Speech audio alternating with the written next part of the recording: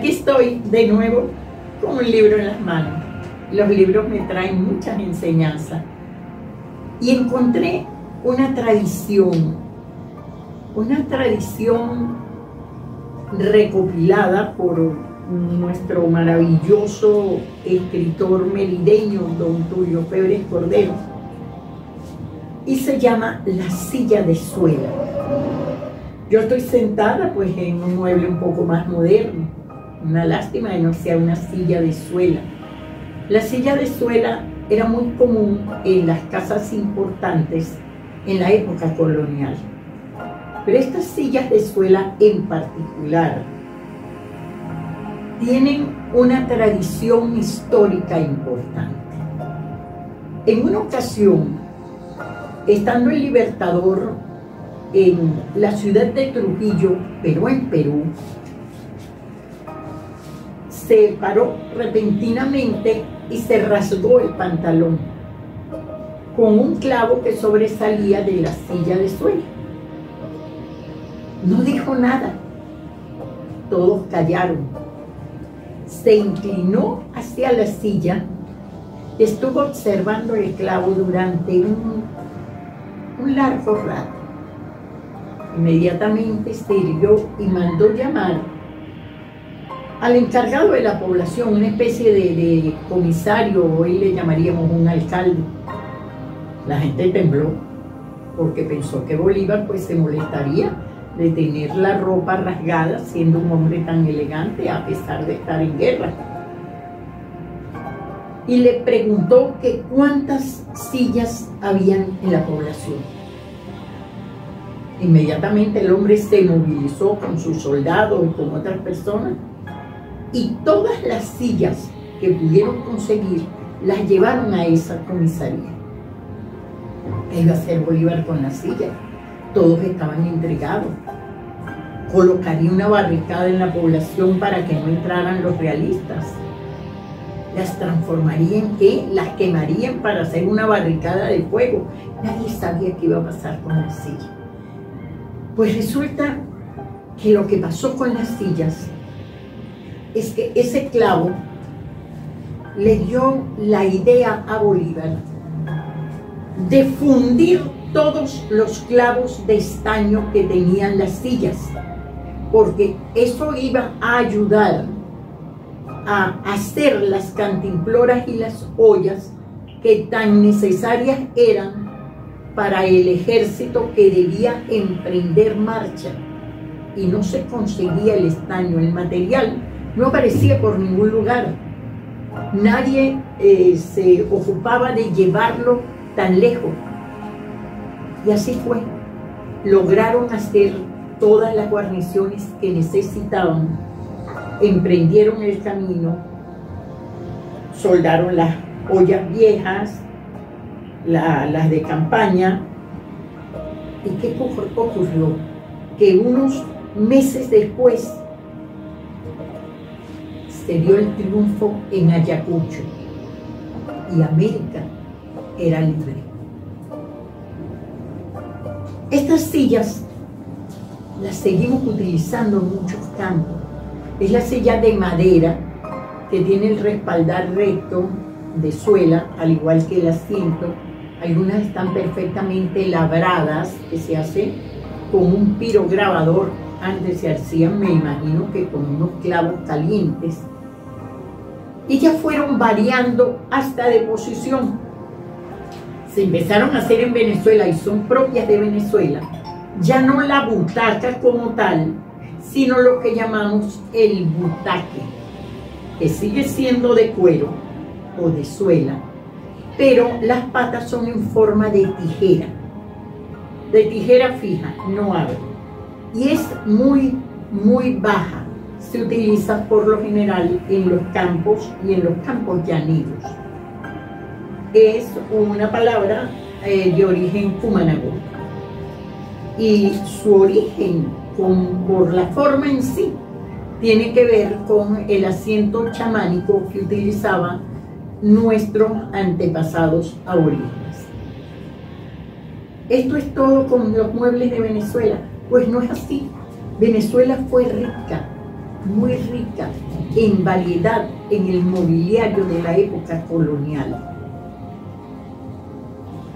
Personas, inclusive un guatireño, muy poca gente sabe que tuvimos un guatireño nacido en las afueras de Guatire, en un cerro llamado Macaira.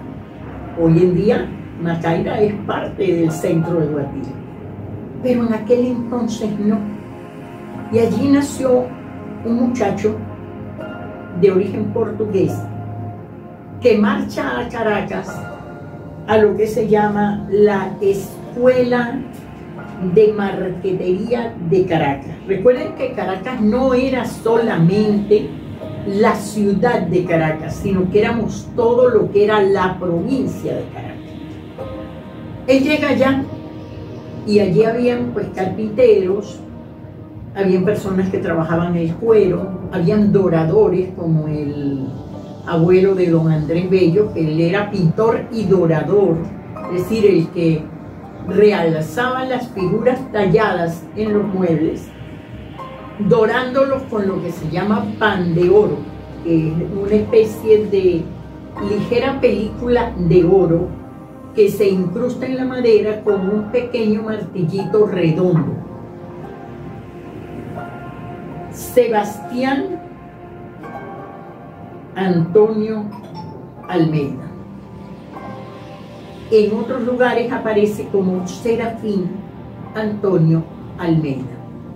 El Almeida permanece. Fue un gran ebanista. Realizó trabajos extraordinarios, butacas, todas las butacas del coro de la Iglesia Catedral de Caracas. Muchos de sus muebles se llevaron a otros lugares de Venezuela y además traspasaron la frontera, puesto que se sabe que han llegado a lo que era Nueva Granada. Serafín o Sebastián Antonio Almeida destacó en una época donde estos trabajadores de la madera o estos pintores y doradores y talladores no tenían nombre propio. Los muebles que salían de estas escuelas de marquetería no llevaban firma. Para llegar a tener la firma era porque habían trascendido en su cargo, que habían llegado a ser maestro, se le llamaba maestro. Sebastián o Serafín Antonio Almeida fue un maestro de marquetería. Unos hermosísimos armarios elaborados por él se encuentran en la Quinta Anauco, o Museo de Arte Colonial en Caracas. Se encuentran unos armarios y también se encuentran unas butacas, unas sillas de lujo. Algunas están forradas en tela de crin. Tela de crin. Curioso. Pues es que eran telas fabricadas con la crin del caballo. Por eso se le llamaba tela de crin.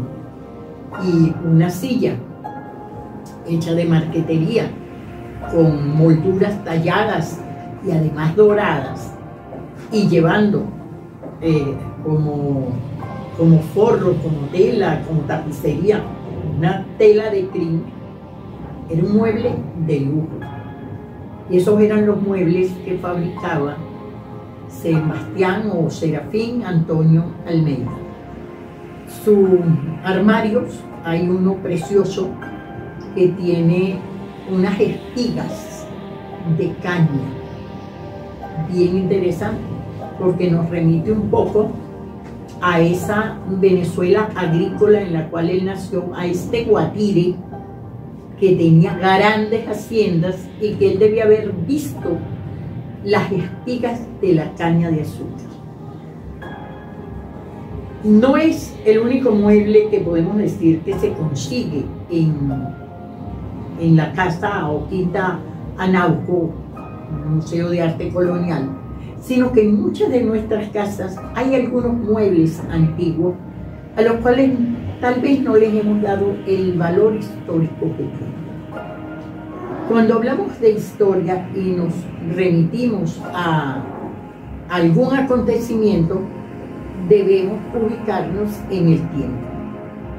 Uno de los muebles más conocidos, pero que hoy en día se hacen modelos un poco más nuevos y se tiene como una pieza de lujo dentro de un corredor o en un comedor, es el tinajero.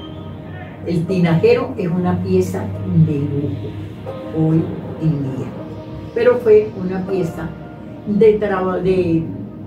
normalmente de trabajo, de un útil, porque era donde el agua se filtraba en una piedra porosa que estaba colocada encima y caía a una enorme tinaja de barro, y de ahí su nombre de tinajero.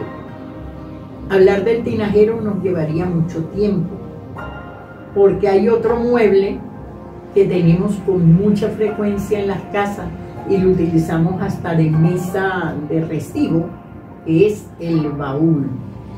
El baúl donde se guardaban las pertenencias más importantes de la familia y se guardaba el ajuar de la chica que se iba a casar. El baúl era una pertenencia personal, no solamente de la familia. Otros muebles, el aguamanil.